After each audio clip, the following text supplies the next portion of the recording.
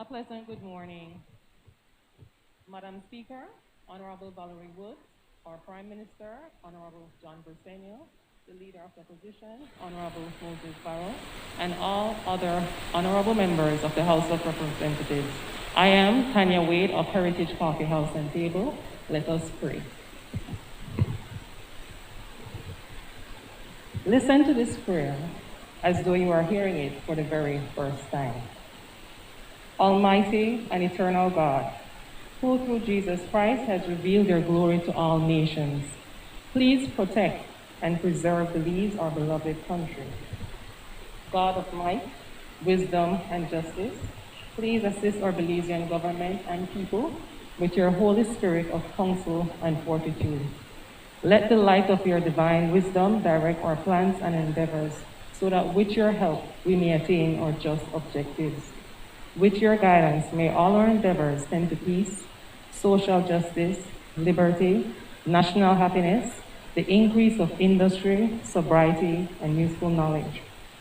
We pray, O God of mercy, for all of us, that we will be blessed in the knowledge and sanctified in observance of your most holy law, that we will be observing union and in that peace which the world itself cannot give. And after enjoying the blessings of this life, please admit us, dear Lord, to that eternal reward that you have prepared for those who love you. Amen.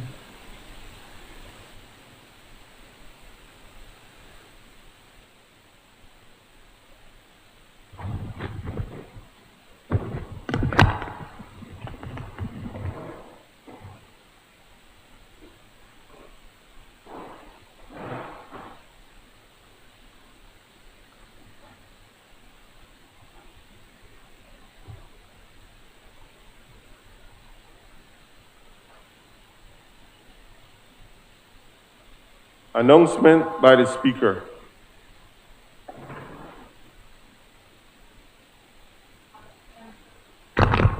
Honorable members, good morning. Allow me to say a few words before we get into the actual announcements relating to the orders of the day.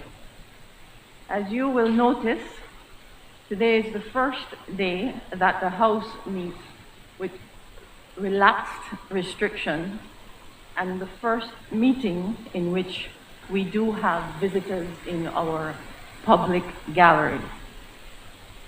Although limited in numbers respecting the health protocols, I am, of course, reminded, as so members should be and visitors, that Standing Order 87 that gives guidance on members in the gallery, although we have not used them for about 2 years, is now being enforced.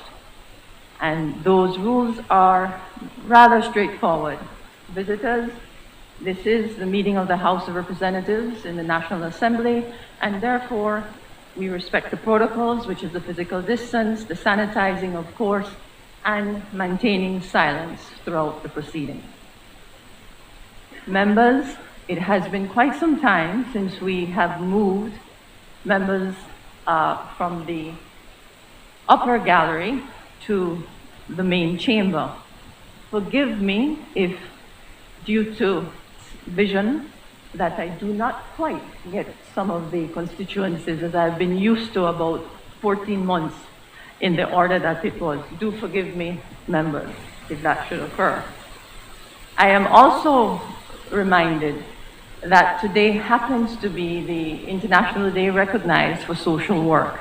And so for those who are involved in that very important community work of social services, we congratulate you and we thank you for the service rendered to Belize. It would be remiss of me, of course, as the first meeting occurring in March, which is the month regarded for women's recognition, March 8th having been last week as International Women's Day, that your parliament, in a bicameral fashion, has begun the initial work of a women's caucus. It's a first for Belize, but it is a welcome best practice among parliaments.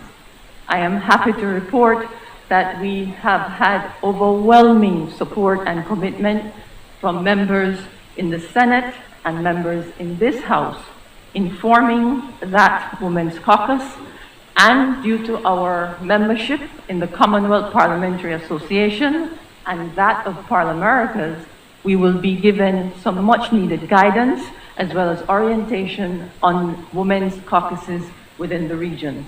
I thank honorable members of the House in supporting this initiative as it falls especially within Women's Month of 2022.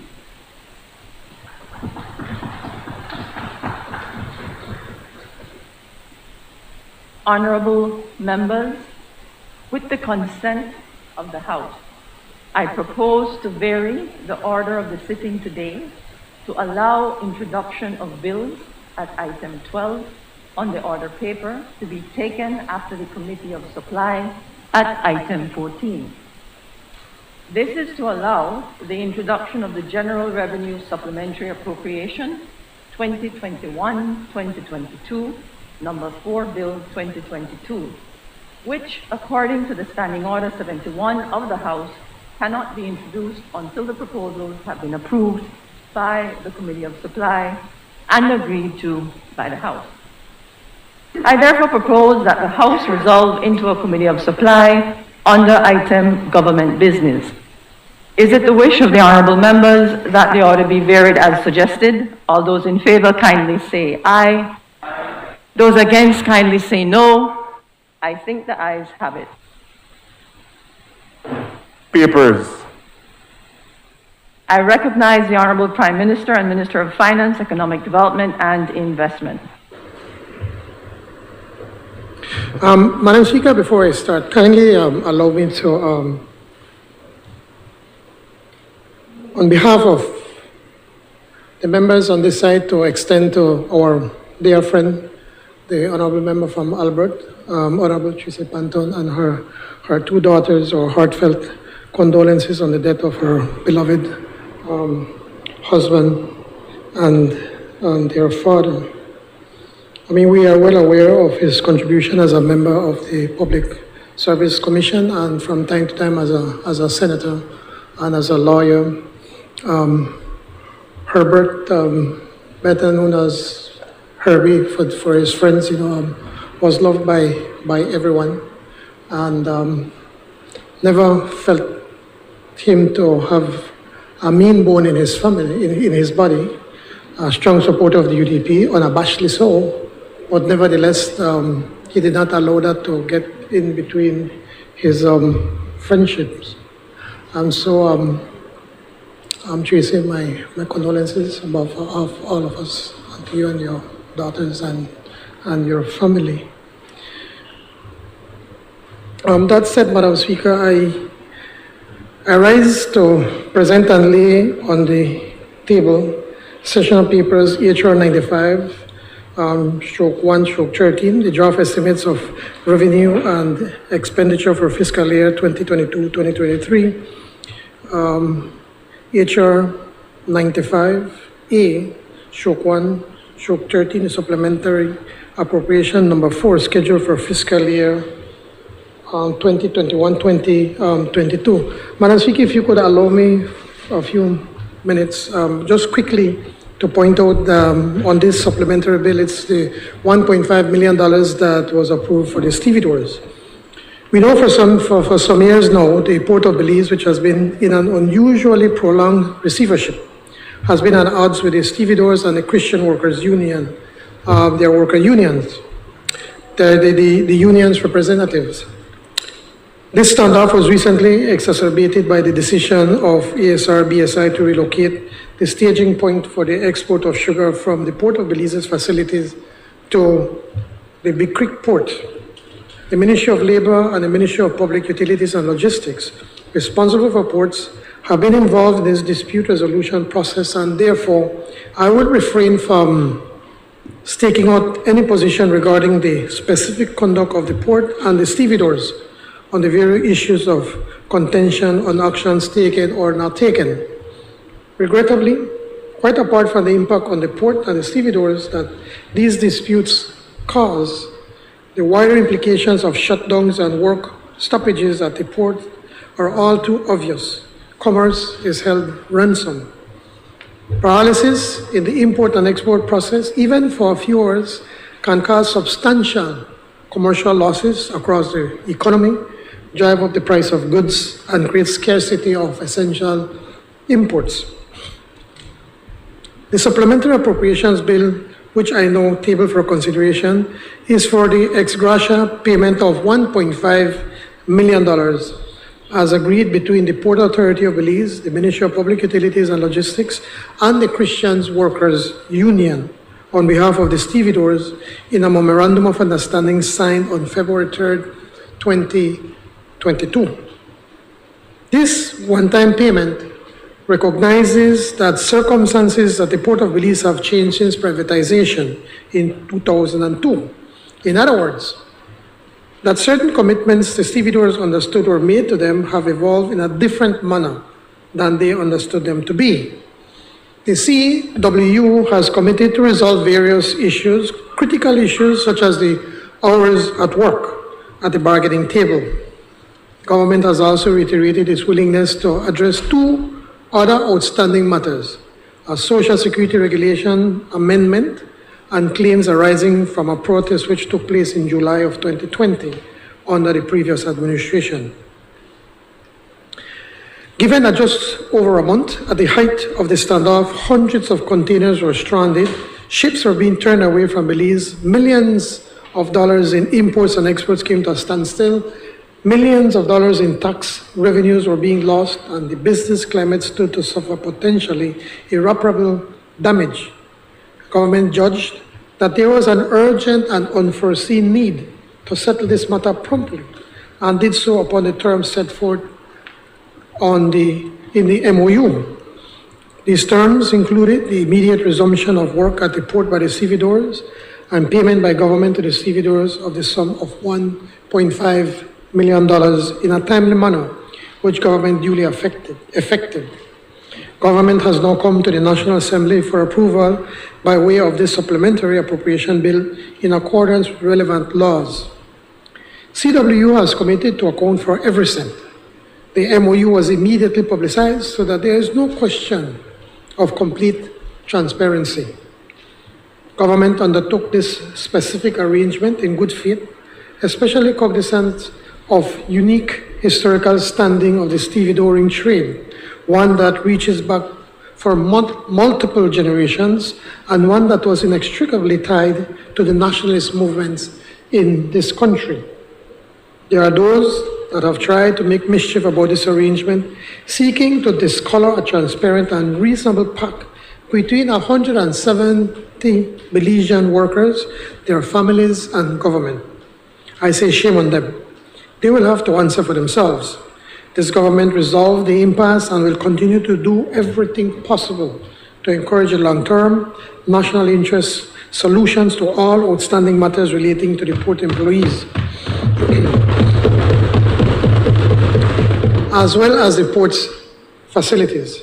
I ask all members to support this bill, which we request be taken through all stages of today's sitting. Thank you, Madam Speaker.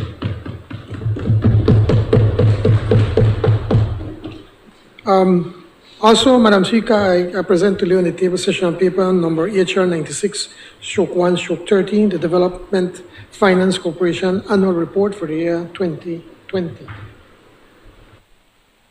Honorable members, sessional papers number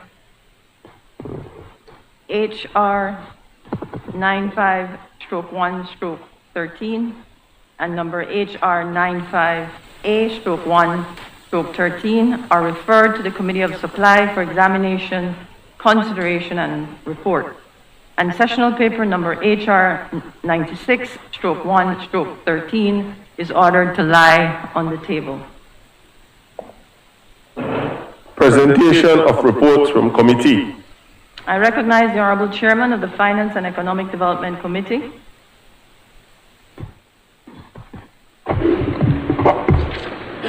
Good morning, Madam Speaker, and good morning, colleagues.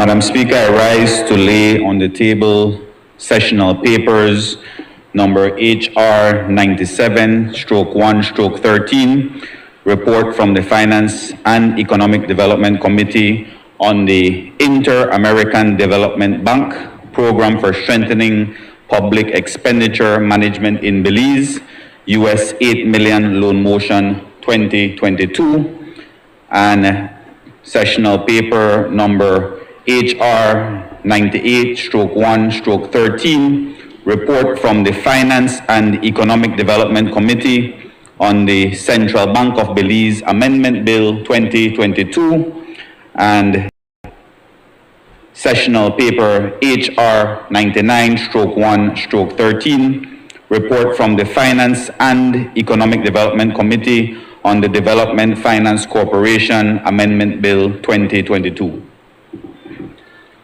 Honorable members, those reports are ordered to lie on the table. I recognize the Honorable Chairman of the Constitution and Foreign Affairs Committee.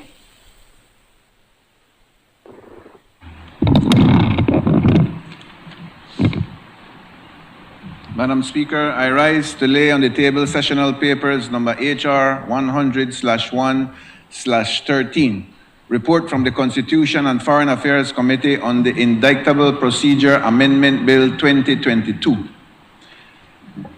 Sessional paper number HR 101/1/13, report from the Constitution and Foreign Affairs Committee on the Inferior Courts Amendment Bill 2022.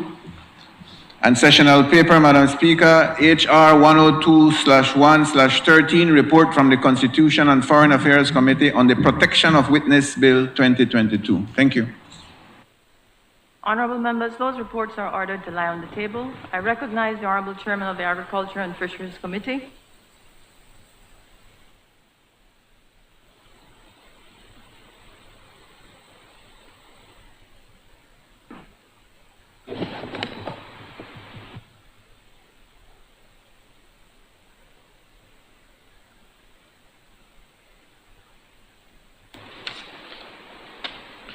Madam Speaker, I rise to lay on the table sessional paper number HR 103/1/13, report from the Agriculture and Fisheries Committee on the Fisheries Resources Amendment Bill 2022. Honorable members, that report is ordered to lie on the table.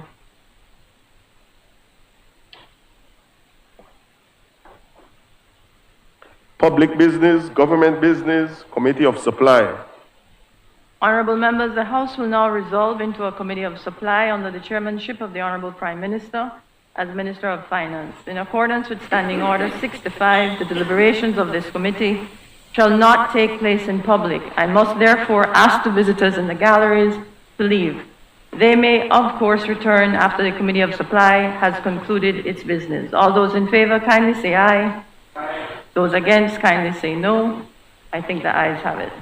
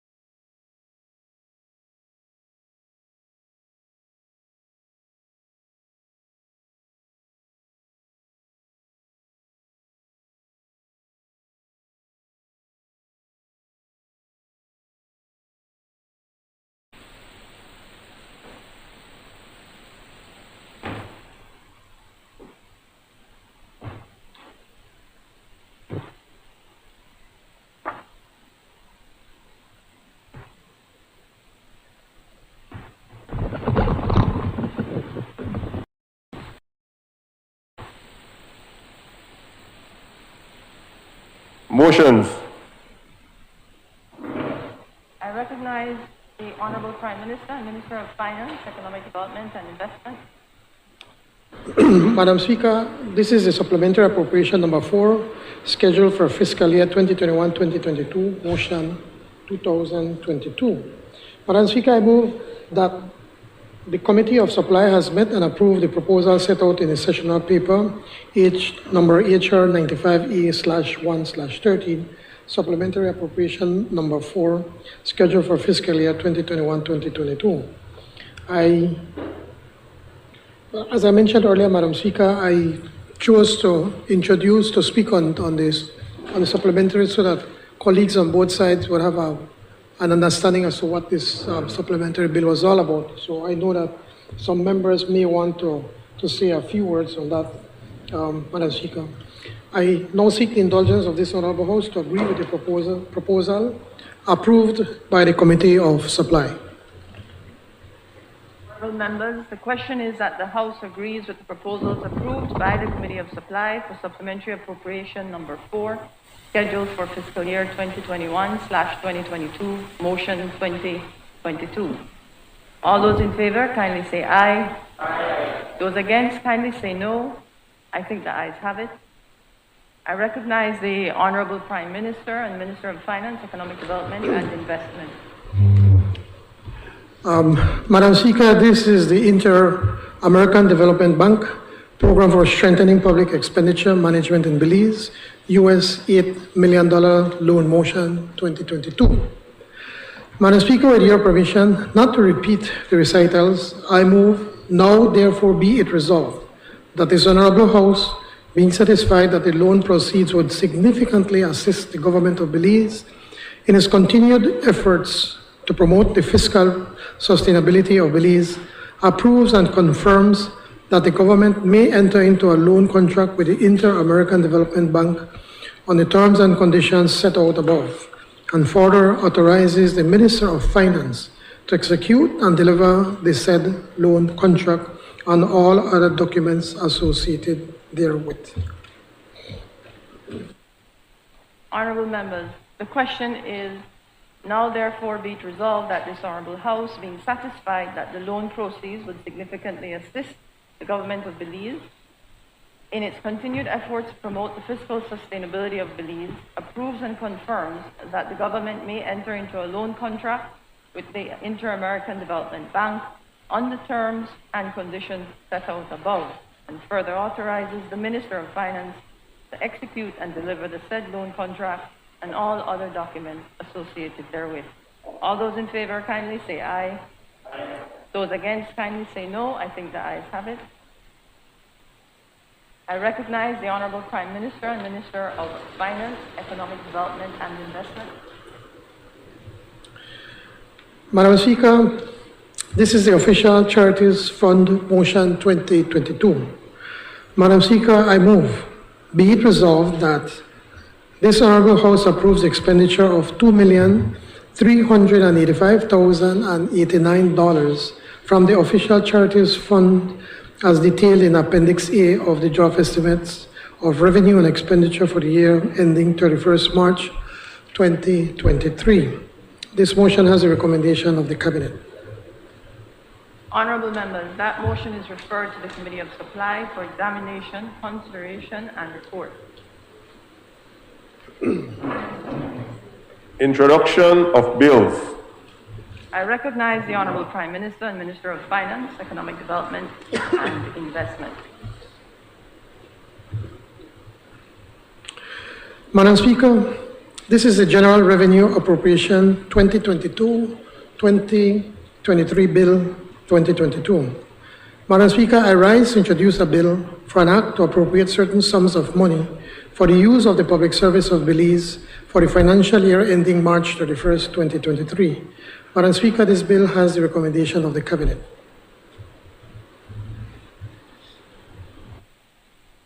Honorable members, the question is that the bill for an act to appropriate certain sums of money for the use of the public service of Belize for the financial year ending March 31, 2023 be read a first time. All those in favor, kindly say aye. Aye. Those against, kindly say no. I think the ayes have it.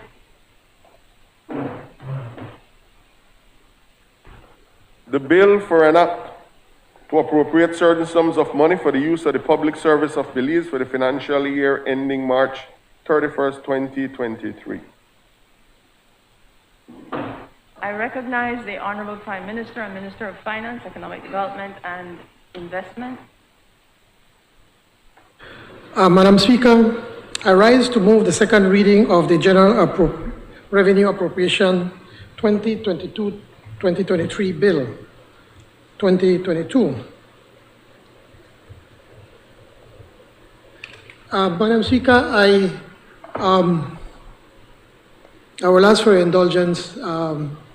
We have a lot of information that we want to share with members of the National Assembly and the general public, so I ask for your indulgence. So as I said, I rise to present government's estimate of revenue and expenditure for the fiscal year 2022-2023, and to report on the performance of the national budget for the current fiscal year 2021-2022. What has been achieved in our first budget year is truly remarkable. Across the land, a new day is dawning. The economy is bouncing back. Belizeans are returning to work in larger numbers than ever before. The Belize dollar is strong again. Default and devaluation has been averted, and confidence in the government has been restored.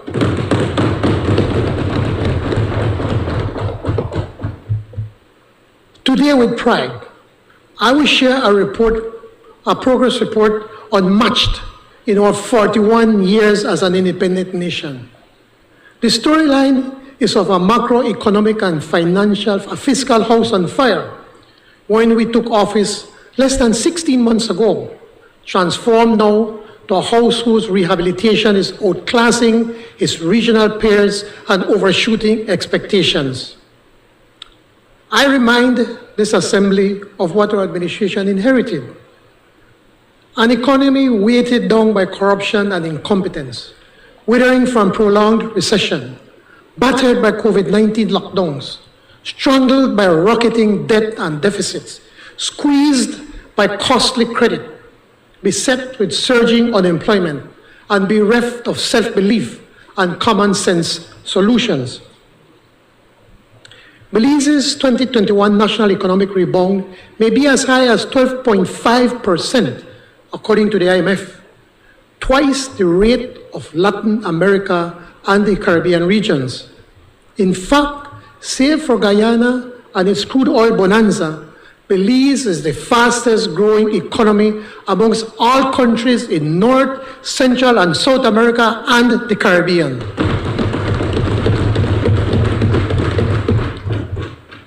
Our overall budget performance for this fiscal year will be $527 million better than the last fiscal year. This country's 174,000 strong employed labor force is the highest ever. A well-capitalized banking system brings with almost $700 million of liquidity, poised to fund a private sector boom. Public debt is being slashed with precedent-setting ingenuity, and 4.6 months of import cover in central bank reserves buttress the Belize dollar.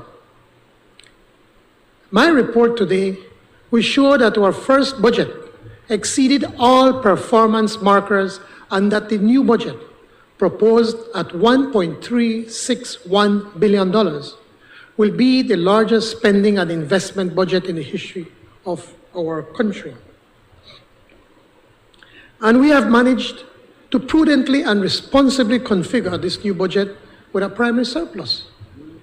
These are remarkable achievements which properly belong to all Belizeans, and particularly result from government's vibrant partnership with commerce and industry, in collaboration with public sector employees and their larger numbers in the private sector, and its cooperation with Belize's unique network of developmental NGOs. I acknowledge not only the positive evolution of these crucial domestic alliances, but also the rapid resetting of relations with our official sector and bilateral supporters.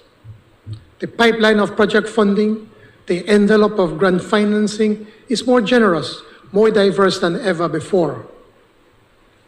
Our international partners, like investors, can see clearly that this administration is focused, determined to nurture an equitable prosperity, and committed to the highest standards of governance.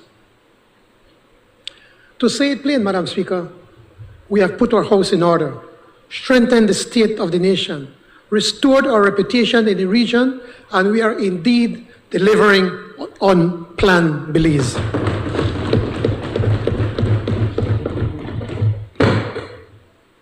The global economy recovered remarkably from the adverse effects of COVID-19 in 2021.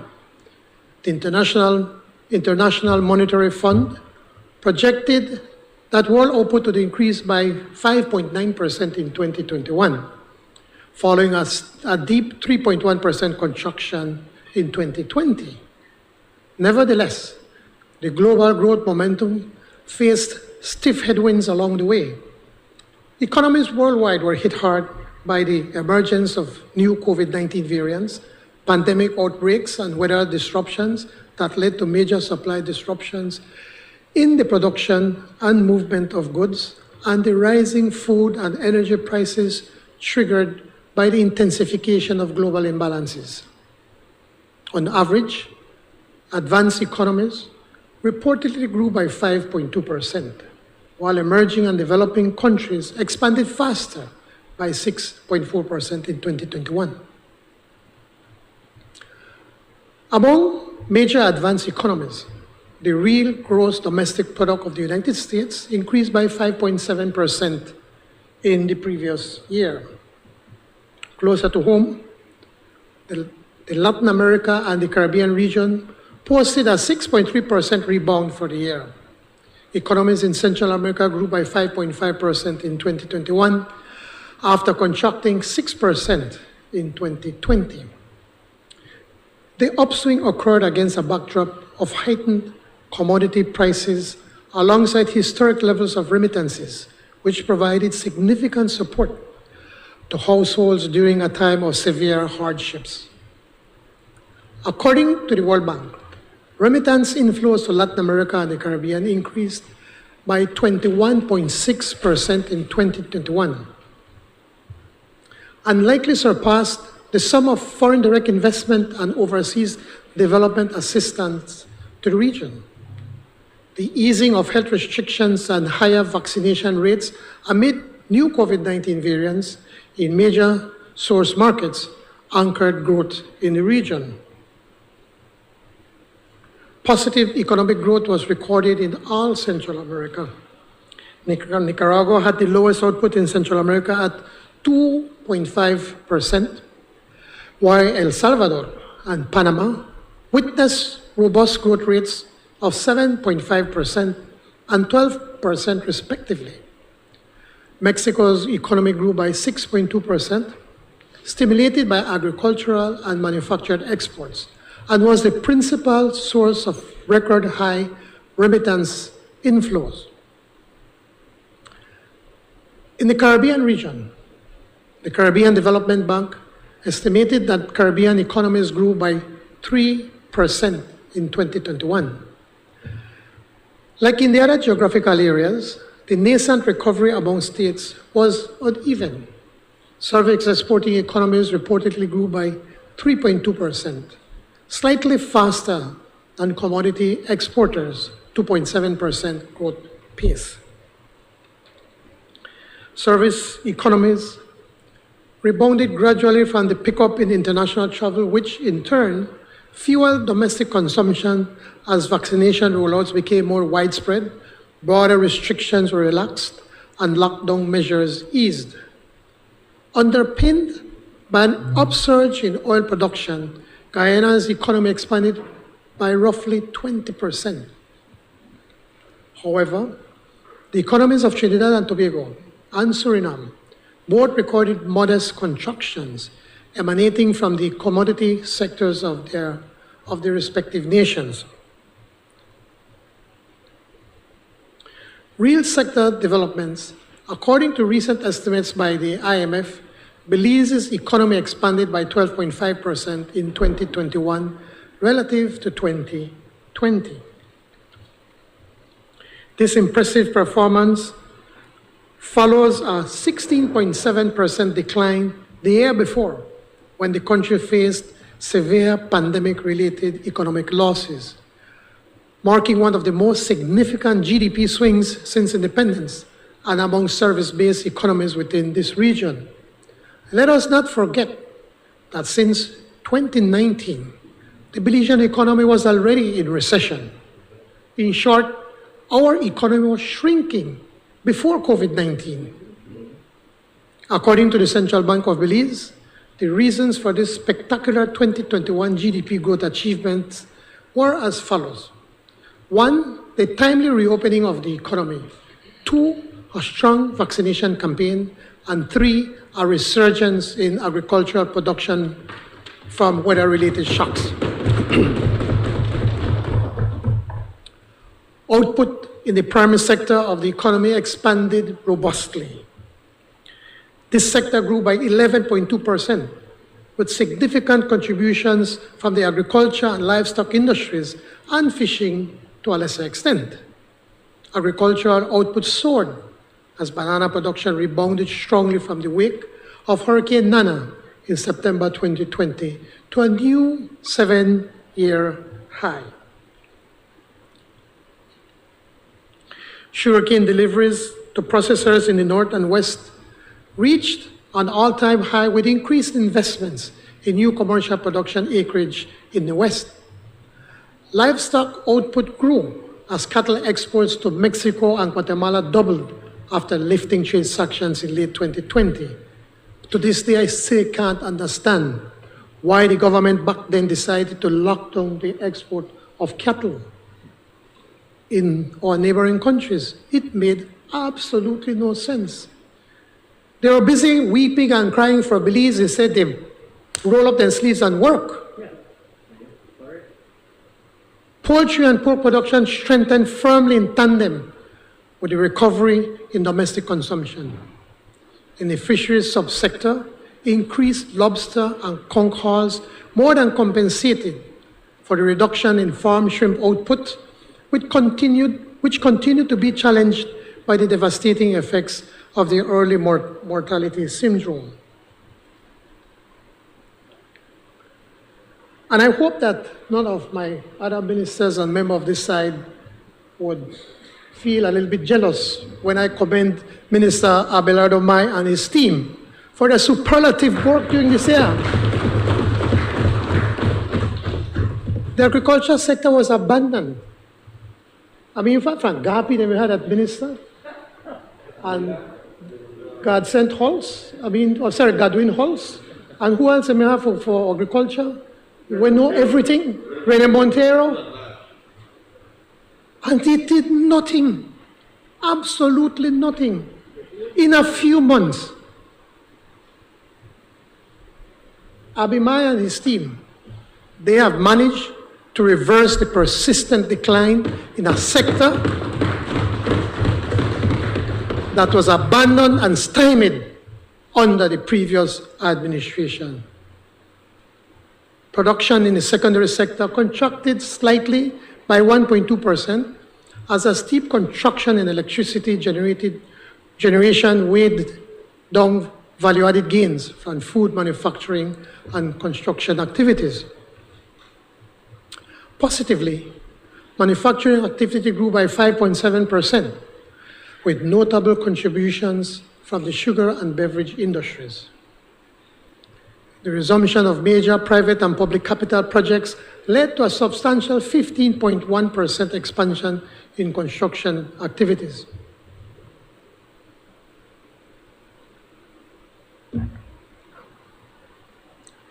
These improvements, however, were eclipsed by an 18.2% dip in electricity and water supply output.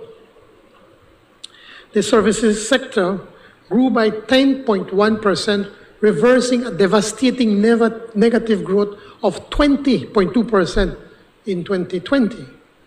This spectacular outcome was because of the recovery in the overnight tourism following the opening of the Philip Golson International Airport in mid-2020.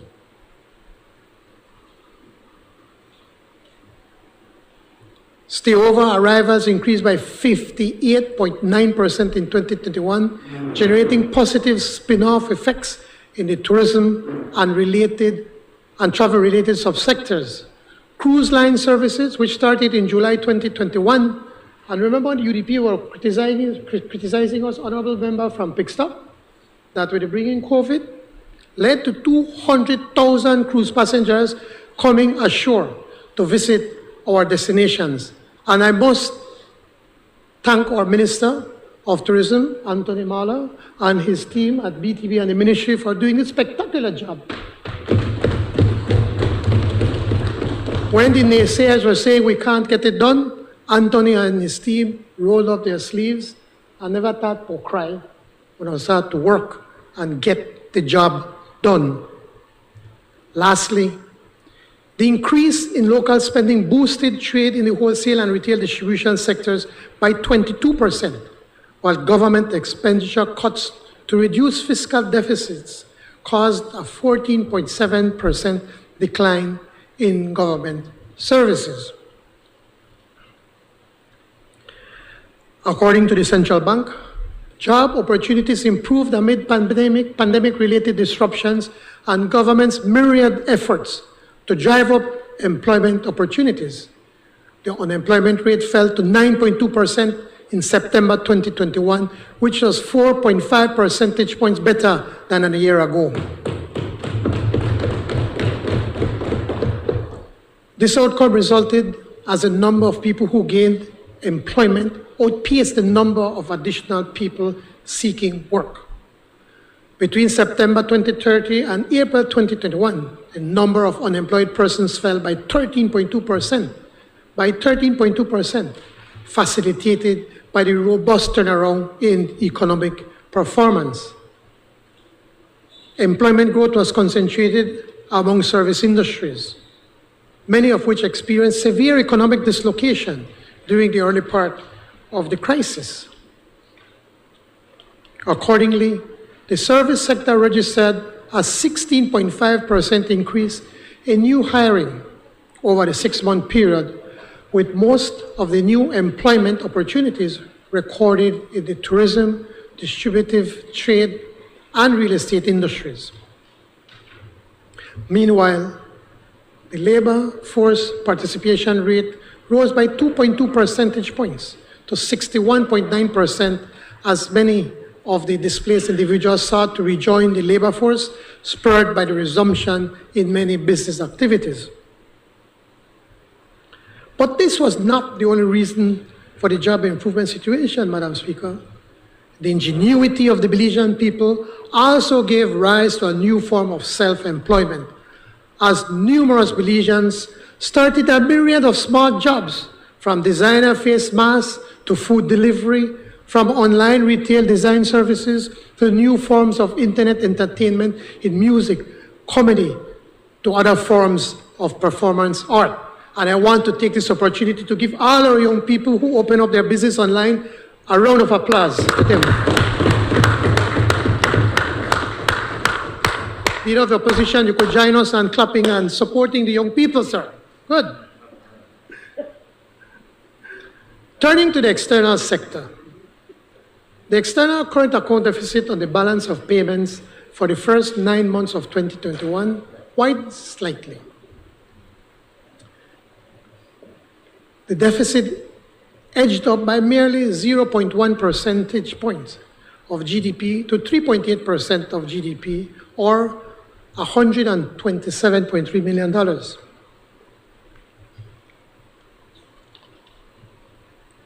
For sure, there was a strong growth in imports. However, this was offset by the growth in tourism revenue, other service export receipts, and inward remittances. Merchandise imports rose on account of these three factors. 1, heightened demand for goods to support economic recovery. 2, increased cost of goods in source countries precipitated by escalating global inflation rates. And 3, rising international shipping costs exacerbated by supply disruptions abroad.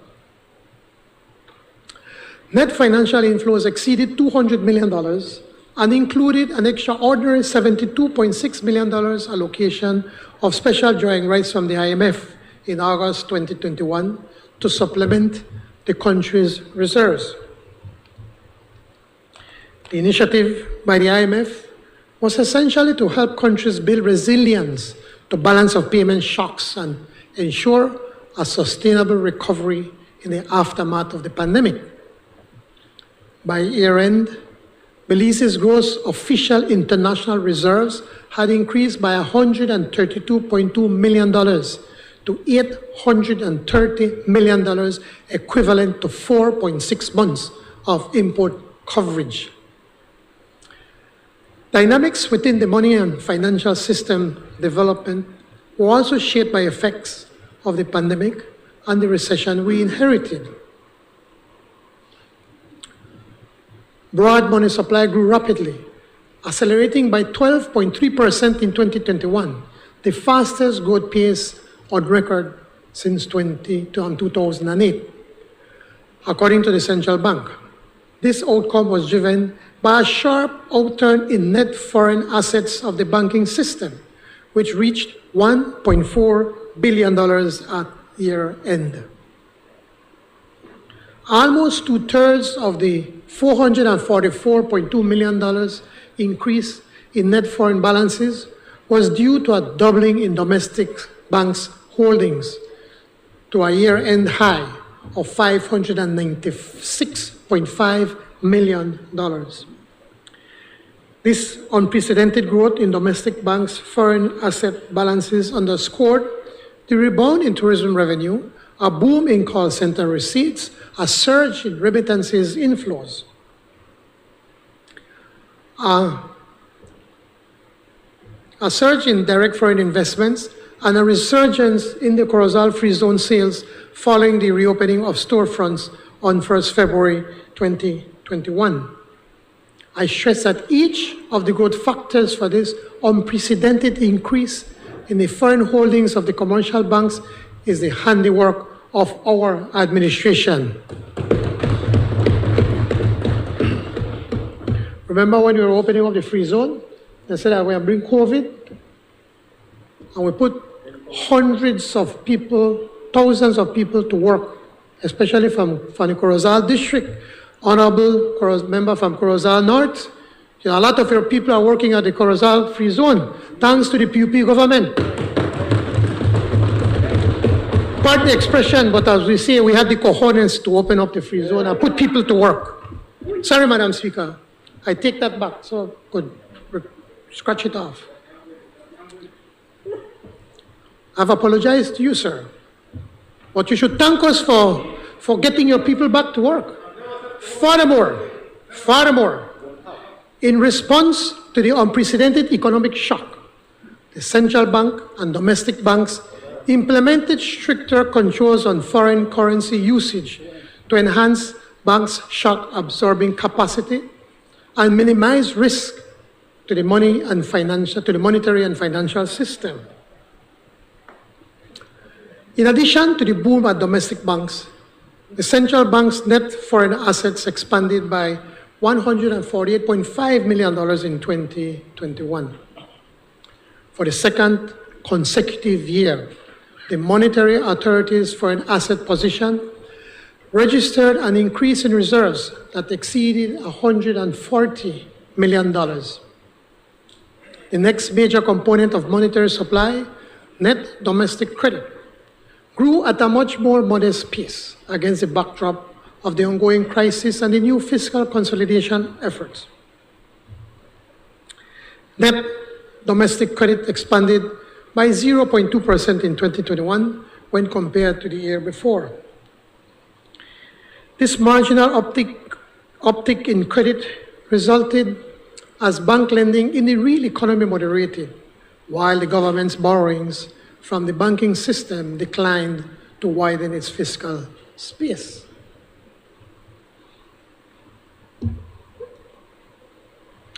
Encouragingly, domestic bank lending to the private sector increased by $43.6 million in 2021, down slightly from the $47.4 million in 2020. New loans to support economic recovery were channeled mainly to the tourism, construction, and agricultural sectors. Domestic bank forbearance measures to reduce borrowers' debt service costs amid the economic fallout continued throughout the year. In 2021, domestic banks granted creditors $151 million in additional loan forbearances, raising the total of forbearances granted through this prudential policy measure to $858.5 million since the onset of the pandemic. Domestic bank liquidity expanded further in 2021. Boosted by the foreign asset expansion, excess liquidity rose by $230.6 million to $698.3 million, while excess cash reserves strengthened by $63.8 million to $415.6 million in 2021. Borrowing costs inched up marginally as credit conditions tightened and as expected during any prolonged period of severe economic shock. In 2021, the weighted average lending rate rose by 13 basis points on account of marginal rate hikes in personal, residential, construction, and other miscellaneous loan categories. Furthermore, the skewed liquidity distribution contributed to a 2 basis point lift in the weighted average deposit rate to 2.05%. As a result, the weighted average interest rate spread widened by 11 basis points for the year. Recall the prediction by the previous Prime Minister when he proclaimed to the nation that he wept for Belize in fear of devaluation. Due mainly, I must say, to him and his government's irresponsible spending plan, which was that they would borrow and borrow and borrow until they could borrow no more. You see, Madam Speaker, there's a huge difference between the incipients of their administration, who had so much and did so little, and our administration, who did so much with so little.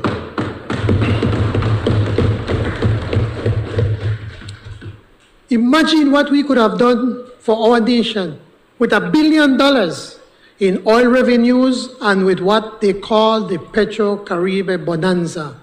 $1 billion. You imagine the roads and the streets, Honorable Member from Cayo South, what we could have done and help our poor people. The Honorable Member, where is? No, she's not here. Yeah, I know she's not here. Yes. You know, and what we could have done to strengthen the police and the BDF, the Coast Guard, and probably whatever may have to cut salaries.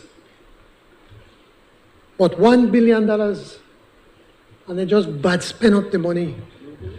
They were even boasting about what? The Taco Fest that they had in Corozal. By the way, where is he? Where is your former leader of opposition, present leader of the opposition? I mean, I think you should know where your people are there, right? And, yeah, the death in the family. Okay, well, our condolences goes to him.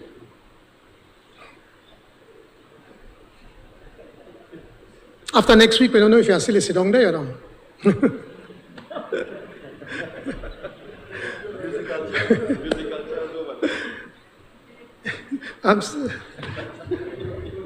We have to laugh a little bit, Madam Speaker.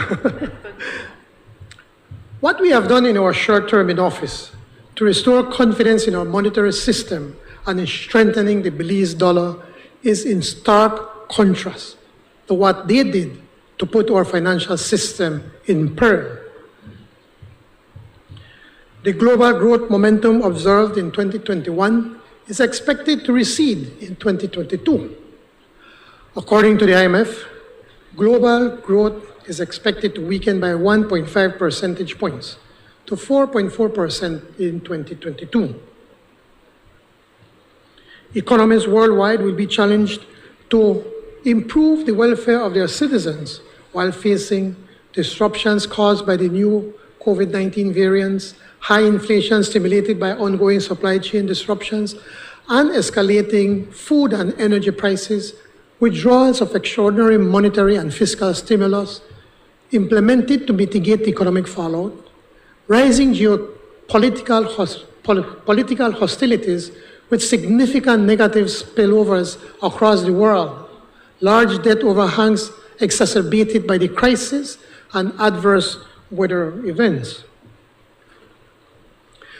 The crisis and the ongoing recovery are unprecedented. Like in the rest of the global economy and community, Belize's growth pace is projected to moderate in the upcoming year following the strong rebound in 2021. The Central Bank of Belize projects that the country's GDP will likely expand around 6% in 2022. The IMF projections is 6.5% growth. The projected output largely reflects a slowdown in the growth of agricultural production as a boost and the upturns in tourism. And the upturn in tourist arrivals tempered given the solid outturn recorded last year. Madam Speaker, the projected performance for fiscal year 2021-2022 is nothing short of spectacular in terms of the overall budget outturn and especially in terms of revenue resilience.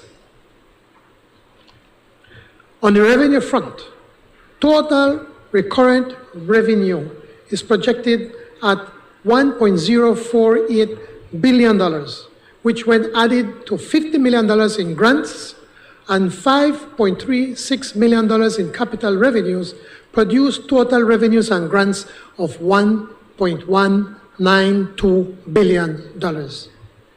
This performance is 19% or $194 million higher than budgeted number, and therefore almost double the rate of GDP expansion for 2021.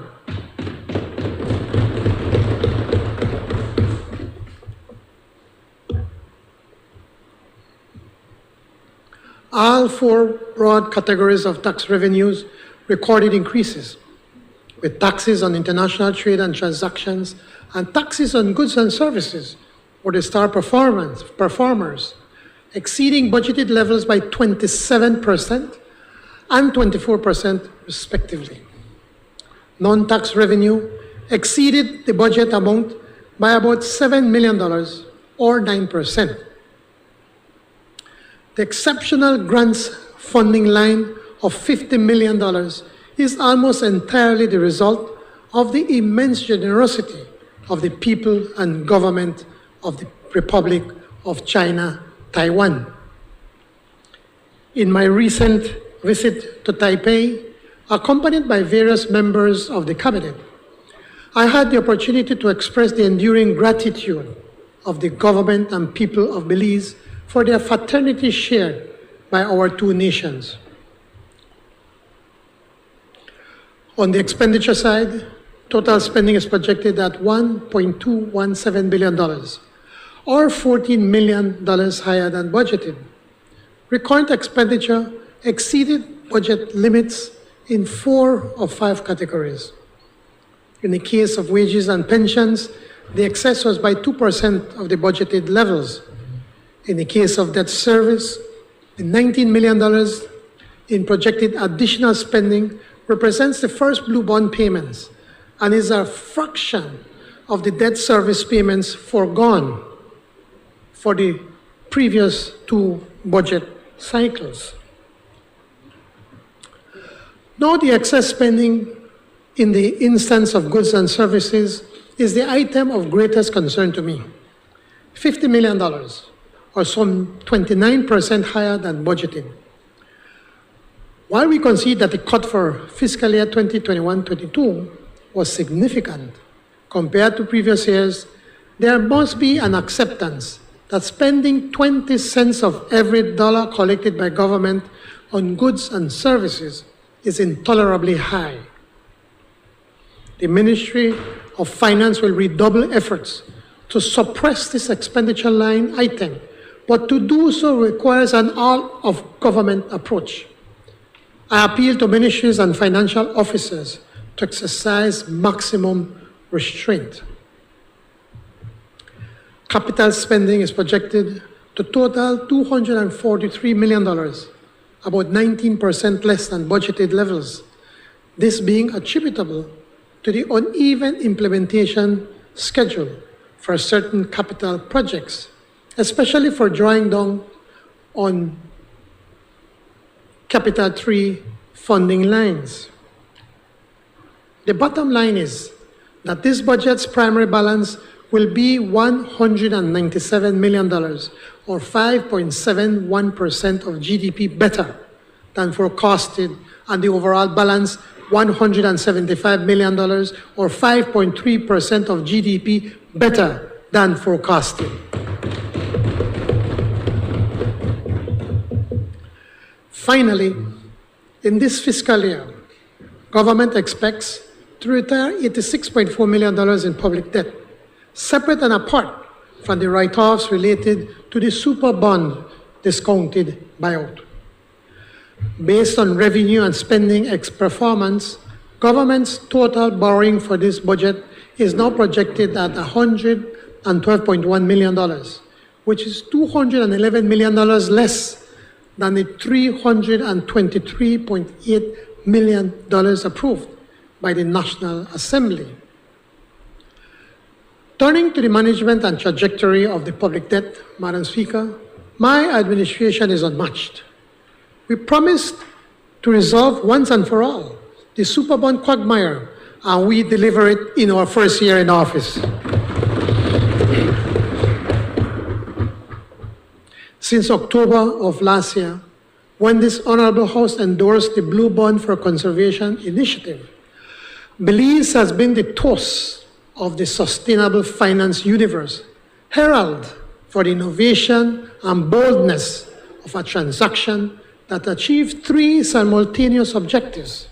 First, reduction of our public indebtedness by over $500 million, or 45% of the value of the Superbond. Second, a renewed commitment to marine conservation, including protecting 30% of our ocean space.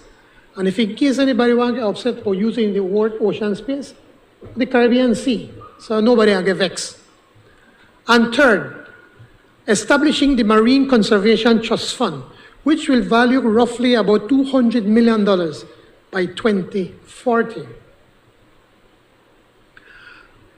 At the COP26 conference in Glasgow, Scotland last November, and in the days since, Belize's debt restructuring model has provided a template for sovereign debt workouts that addresses humanity's climate crisis, with countries like Sri Lanka, Ecuador, Argentina, Bolivia, among others, following suit in some form or the other.